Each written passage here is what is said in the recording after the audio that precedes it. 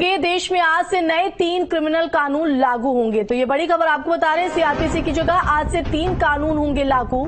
आज से नई धाराओं के तहत दर्ज की जाएगी एफआईआर। तो भारतीय नागरिक सुरक्षा संहिता 173 के तहत एफआईआर दर्ज होगी। तो देश में आज से नए क्रिमिनल कानून जो हैं लागू हुए हैं। इस वक्त की ये बड़ी जानकारी आपको बता दें। तो सीआरपीसी की जगह आज से 3 नए कानून लागू है। आज से नई धाराओं के तहत एफआईआर जो है वो दर्ज की जाएगी। तो ये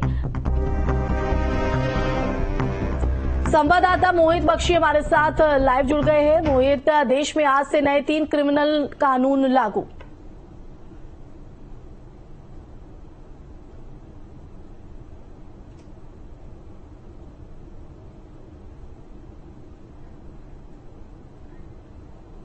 तो देश में आज से नए 3 क्रिमिनल कानून लागू हो गए हैं। आईपीसी की जगह अब बीएनएस लागू होगा। तो आपको बता दें कि सीआरपीसी की जगह आज से 3 कानून लागू हुए हैं। इसके जरिए आज से नई धाराओं के तहत एफआईआर दर्ज की जाएगी। भारतीय नागरिक सुरक्षा संहिता 173 के तहत दर्ज होगी एफआईआर।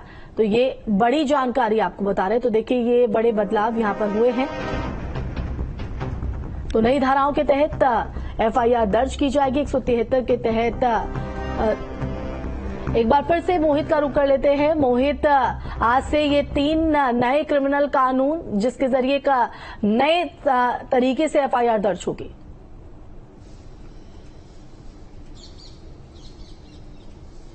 जी बिल्कुल, 164 साल पुराने अंग्रेजों के जो कानून थे, जिसमें आईपीसी की धारा थी, आईपीसी थी, सीआरपीसी थी, अब वो बदल गया है। अब जो है भारतीय न्याय संहिता आ गई है, यानी कि जो दंड संहिता थी अब न्याय संहिता में बदल गई है। और सबसे महत्वपूर्ण बता दूं मैं आपको कि जो धारा 302 आप और हम जानते थे, वो अब धारा 101 कहलाएगी। 420 धारा ये फॉर्जरी के मामले में जानी जाती थी, वो भी बदल गई है। बहुत सी मतलब सभी धाराएं जो हैं उनको बदला गया है और अब नए कानून के तहत, यानी भारतीय कानून के तहत उनको जाना जाएगा। ये भारत के लिए एक बड़ी अचीवमेंट की तरह भी है, क्योंकि अभी तक हम 164 साल पुराने अंग्रेजों के कानून को ढोते आ रहे थे, लेकिन अब 2023 में जब पार्लियामेंट से पास हो गया और अब जो है वो नए कानून के रूप में भारत को मिला है और पूरे देश में अब इसी के तहत एफआईआर दर्ज होंगी।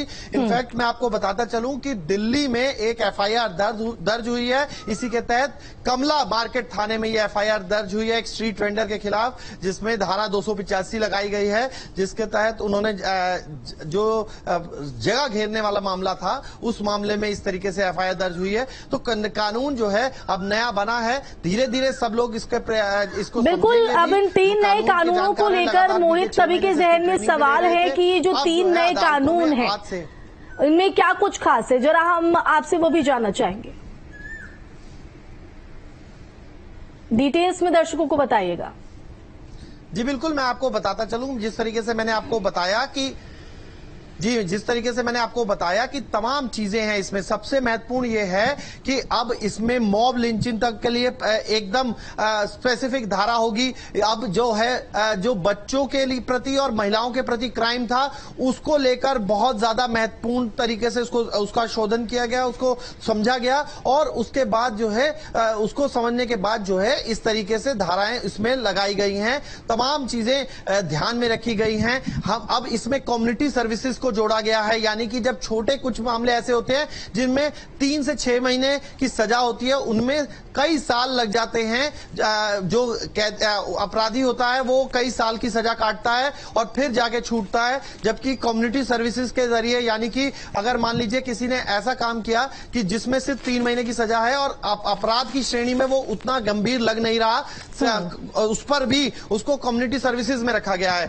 अगर कोई हीनियस क्राइम करता है तो फांसी के साथ साथ आजीवन कारावास, और इसमें आजीवन कारावास का अर्थ जो है वो आजीवन कारावास ही माना जाएगा। रेप माइनर के साथ होता है तो उसके लिए गंभीर सजा, पूरी तरीके से, एक तरीके से कहें तो जो अभी व्यवहारिक हो रहा था समाज में, समझ आ रहा था, उन तमाम चीजों को ध्यान में रखते हुए ये कानून तैयार किए गए हैं और उनकी धाराएं बनाई गई हैं। उन्हीं कानून के तहत, जैसे आपने सुना होगा एक फिल्मी डायलॉग है, तारीख पे तारीख पड़ती रहती है। सीआरपीसी के तहत कई एडजॉर्नमेंट का जो प्रावधान था, लेकिन अब नई उसके तहत 2 से 3 जो एडजॉर्नमेंट, बिल्कुल, यानी कि एक तरह से न्याय मिलना, एक तरह से सजा दिलाना आसान कहीं ना कहीं होगा, क्योंकि लोगों को पहले चक्कर काटने पड़ते थे मोहित।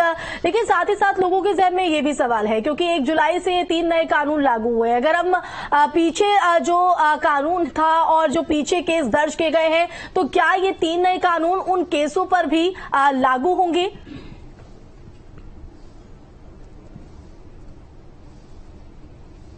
बिल्कुल नहीं। दर्शकों की जानकारी के लिए मैं बता दूं कि जो 30 जून तक मामले दर्ज हुए हैं वो उन्हीं धाराओं के तहत मामले दर्ज होंगे और कोर्ट में भी उसी तहत चलेंगे।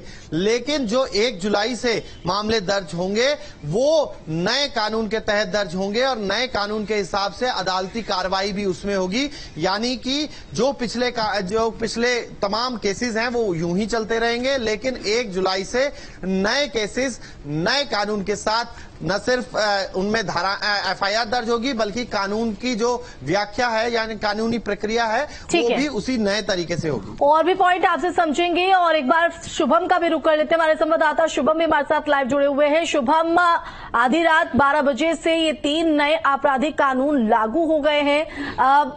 अगर बात करें वहां की जनता की, तो सीधे तौर पर जो अब तक लोगों को चक्कर काटने पड़ते थे उनमें भी कहीं ना कहीं सहूलियत मिलती नजर आएगी, और साथ ही महिलाओं के केस में जो है देखा जाता था तो उसमें भी कहीं ना कहीं अब काफी इजी हो जाएगा इस केसों को लड़ना, केस दर्ज कराना और अपराधी को सजा दिलाना।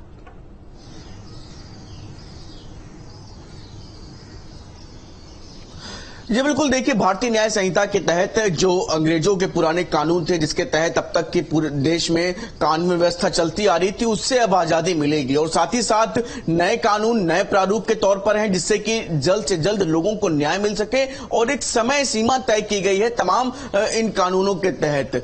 अब इसके लिए बात करें कि उत्तर प्रदेश में, तो उत्तर प्रदेश की पुलिस ने भी इसे लेकर के तमाम तरह की तैयारियां करी हैं, बाकायदा ट्रेनिंग तमाम पुलिसकर्मियों को दी गई है और इसके साथ ही साथ जो तमाम अलग अलग पुलिसकर्मी हैं, पुलिस थाने हैं, वहां पर बुकलेट भी इन कानून जो नए कानून है उससे संबंधित दी जा रही हैं, जिससे कि लोगों को जागरूक किया जा सके, लोगों को बताया जा सके। साथ ही साथ उत्तर प्रदेश के अलग अलग थानों में आज जगह जगह पर कार्यक्रम भी होंगे, लोगों को बुलाया जाएगा, बताया जाएगा, इस कानून से संबंधित जानकारियां दी जाएंगी कि कौन कौन से लोगों के अधिकार हैं, किन कानूनों के तहत लोगों को राहत मिलेगी, किसके तहत लोग न्याय पा सकते हैं। तो लगातार उत्तर प्रदेश में आज जब ये देश भर में जब ये कानून एक तरफ जहां लागू हो गए, तो वहीं उत्तर प्रदेश में इसे लेकर के यूपी पुलिस की तरफ से भी एक व्यवस्था बनाई जा रही, जिससे कि लोग अब भारतीय न्याय संहिता को पूरी तरह से स्वीकार करने के साथ साथ इसकी संबंधित जानकारियां भी जुटाएं, जिससे कि किसी भी तरह का लोगों के बीच में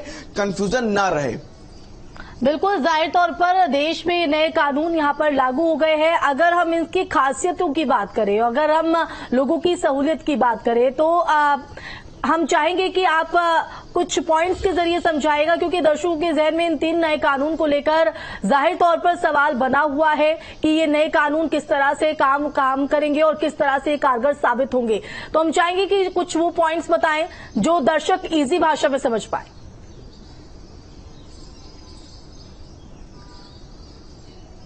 तो बिल्कुल देखिए, इसमें प्रमुख तौर पर अगर मैं कुछ इसमें पॉइंट्स की बात करूं, तो पहली बार इसमें आतंकवादी को परिभाषित किया गया है, राजद्रोह की जगह पर देशद्रोह अपराध बना है, मॉब लिंचिंग के मामले में आजीवन कारावास या मौत की सजा है, पीड़ित कहीं पर भी अपना मामला या एफआईआर दर्ज करा सकते हैं और जांच की प्रगति रिपोर्ट भी मिलेगी। आप समझिए कि एफआईआर एक तरफ जहां हो जाती है, उसके बाद जो पुलिसिया तंत्र है वो मामला ठंडे बस्ते में डाल देता है। ऐसे में अब जो पीड़ित पक्ष होगा उससे इसकी प्रोग्रेस रिपोर्ट भी मिलेगी। राज्य यानी स्टेट को एक तरफा केस वापस लेने का अधिकार नहीं है और पीड़ित पक्ष पीड़ित का भी पक्ष इसमें सुना जाएगा। तकनीकी के इस्तेमाल पर पूरा इसमें जोर है। FIR, case diary, chargesheet, judgment सब कुछ ये डिजिटल बिल्कुल जीरो एफआईआर को भी लेकर लोगों को चक्कर काटने पड़ते थे कि हमारे थाने से संबंधित नहीं है। तो देखिए उस सिलसिले में भी कहीं ना कहीं लोगों को अब सहूलियत मिलेगी। किसी भी थाने में जाकर वो अपराध के सिलसिले में एफआईआर दर्ज करा सकते हैं और फिर कार्रवाई को आगे बढ़ाया जा सकता है। तो कहीं ना कहीं नए कानून के तहत शुभम एक सहूलियत देने की कोशिश आम